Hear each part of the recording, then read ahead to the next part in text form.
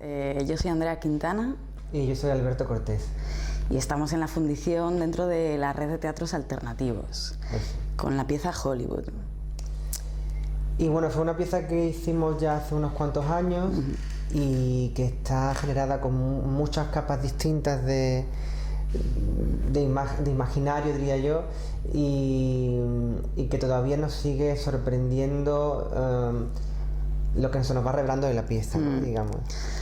Es un trabajo en el que, bueno, pues como punto de partida un poco queríamos conocernos como creadoras. Fue así como una especie de enamoramiento, ¿no? Y de descubrimiento. Y decimos que es como atravesar un guión de cine con el cuerpo, ¿no? Y cómo trabajamos dentro de la pieza la idea del bucle, y cómo el bucle, la repetición, se convierte en una espiral que nos abre muchos posibles, ¿no? Muchas posibilidades. Y igual los inputs con los que, uno de los inputs con los que trabajamos era la idea del triunfo y del fracaso. Y lo que significaba el error, ¿no? Toda la idea del error de Raccord, etc.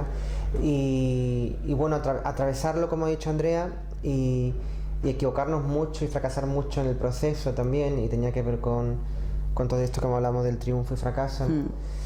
Y luego hemos trabajado mucho y reivindicar el error, ¿no? Como un posible.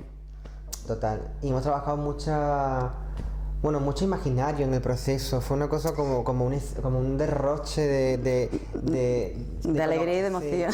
Y de iconografía hollywoodiense, ¿no? Y de toda esa historia que al final se ha ido quedando en la pieza en diferentes capas y de diferentes formas, ¿no? Sí, digamos que es eso, un trabajo lleno de muy capa de cebolla, ¿no? Lo que decía Alberto al principio, a medida que la hacemos nos sorprendemos haciendo de lo que descubrimos dentro, y eso es muy satisfactorio, la verdad, no está muerto, ¿no?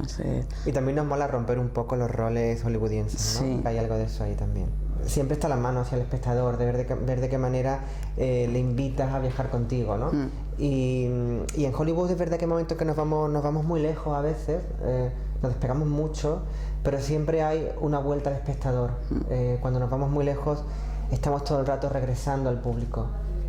Creo que hay un contexto que determina formas de hacer o formas de ver, pero no. En el caso de Andalucía, por ejemplo, decir que hay una creación andaluza es muy ambiguo, porque hay una heterogeneidad tan grande y tan diferente entre los diferentes creadores y creadoras que es muy difícil decir estamos haciendo algo que es andaluz.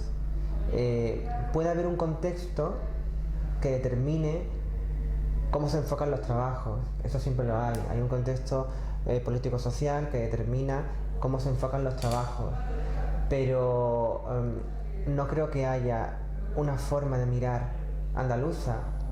En el caso que estamos viviendo ahora, el contexto que estamos viviendo ahora, lo que hay es mucha riqueza, mucha heterogeneidad.